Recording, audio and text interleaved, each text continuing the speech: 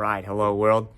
Today I wanted to speak to water, its importance, how simple yet profound it can be, and how often it gets overlooked, some of the chemicals and toxins that exist in our municipal water systems today.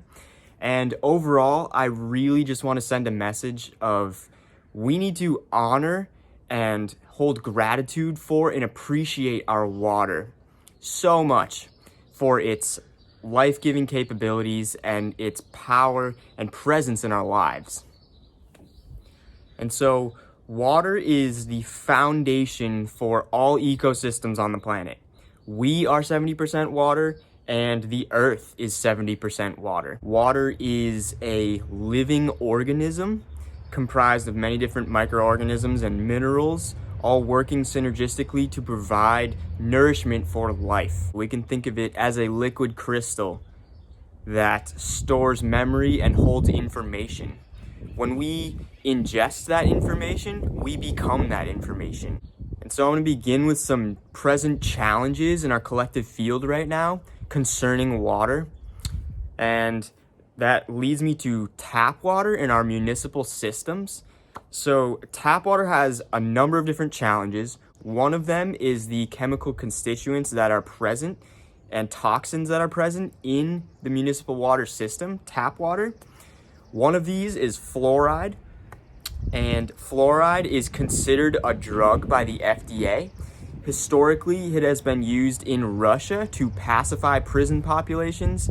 In Nazi regimes in Germany, historically, it has been used to keep populations in control and keep them docile and keep them away from questioning authority. How does it do this? It does this by mechanism of the pineal gland. So fluoride is generally conceived now as a neurotoxin. Many counties and cities in the United States have banned fluoride. I personally grew up on it, and the reason we have fluoride in our water is because it hardens our teeth.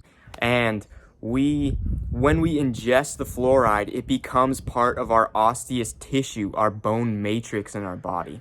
Fluoride also affects the soft tissue in our body, and the most susceptible area of soft tissue is our brain, and specifically the pineal gland. So we've all heard of calcifying our pineal gland.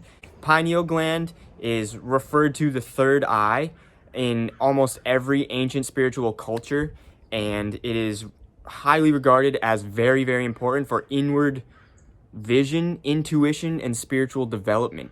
When it becomes calcified due to an increased level of fluoride ingestion, it reduces its ability to operate under its piezoelectric effect. The piezoelectric effect is the stimulation of electricity action from this gland through the squeezing and releasing of the gland. So when it's hardened, it loses the ability to be stimulated. Also present in our water is chlorine. Chlorine is going to mess with our ability to uptake minerals into our body. It is added to the water because different microorganisms and things can grow in the water that can make us sick. For example, we can get giardia from drinking stream water. And if we don't have chlorine in our current water system, a lot of us are going to get sick from drinking the tap water. So it's necessary to be in there right now. However, when chlorine interacts with certain trace minerals, it produces something called THMs, which produce free radicals in the body and are generally toxic to our well-being. There's also the issue of widespread contamination from not only chemicals, but pharmaceuticals in our water.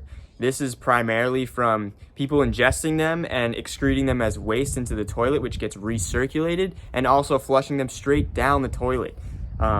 There's many studies showing in some places over 50 different pharmaceuticals in subclinical amounts in the drinking water, in our tap water, antibiotics, hormones, SSRIs. Personally, I don't want to be ingesting that. So yes, the municipal recycling treatment of water is toilet water circulated through an industrial system that is completely outdated. The American Society of Civil Engineers did a study in 2009, that ranked America's water pipeline infrastructure a D-. Roughly 2/3 of our water pipeline infrastructure in the United States seems to be between 50 and 100 years old, obviously inducing breaks and therefore contamination with sewer water and with other different environmental toxins. So we can put filters on our tap water, but this doesn't necessarily remove the subclinical levels of pharmaceutical drugs and other chemicals that are present in our municipal water systems. Nor does it provide the water with structure and information that it needs. A lot of people drink bottled water as well, and while in my opinion this is better than tap water, I do see a challenge in that water is a solvent, and when we put it in a plastic container, due to the nature of water being a solvent, it dissolves whatever it is in contact with. So it's slowly dissolving the plastic into the water. And when we ingest these microparticles of plastic, they produce what's called xenoestrogens, and these greatly affect the endocrine system of the body. And the endocrine system is essentially the primary mechanism of our body in charge of hormonal communication. Another common source of water is well water, and there's two types of wells. There's a dug well and a drilled well. A dug well will yield less quality water generically than a drilled well. The problem with a dug well is it taps into the water table, and any chemical contamination, environmental contamination that's in that local water ecosystem is going to be present in the same water table that the well is extracting the water from. A drilled well is better. Thus, a drilled well, by definition, drills down deep into an aquifer below water table and extracts that water, and that is good, clean water. It is just immature water because it has not naturally risen to the surface, and other reasons to do with the energy and information and structure in the water. Spring water, in my opinion, is the best source of water that we can have. Makes sense, it's very natural. Essentially, this is ancient information entering our bodies. This is an elixir from a pre-industrial age, an ancient earth. Full spectrum living water entering our bodies is very healing and is the way we are meant to live. And so I have a couple of solutions to present as far as attaining the highest quality water for our drinking. The first one is going on to findaspring.com. A great guy, Daniel Vitalis, created this website, and it's essentially a Google map for finding springs near you. So hop on there, find the closest spring, and get some glass bottles to store your water in. Store them out of the sun. Go to the spring, fill them up, and enjoy that beautiful water. If you don't have access to being able to go to a spring, there's this website called ewg.org, which you can go into, enter your zip code, and it will give you a comprehensive list of all the chemical constituents and different toxins that are shown to be present in your local municipal water supply. I recently did mine for Monterey County where I live, and this is what it looks like. And finally, one more solution is to use reverse osmosis or distilled water.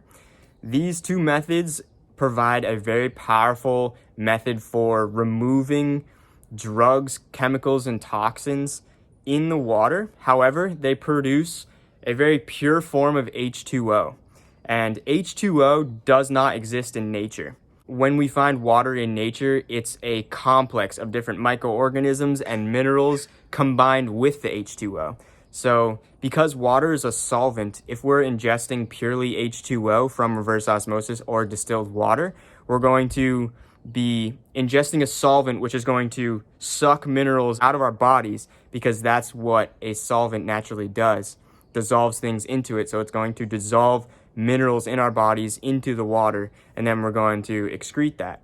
What we can do is, when we have the reverse osmosis or distilled water, we can add a pinch of high quality salt like pink Himalayan salt or sea salt into the reverse osmosis or distilled water so that the solvent action can remineralize the water that we'll be drinking.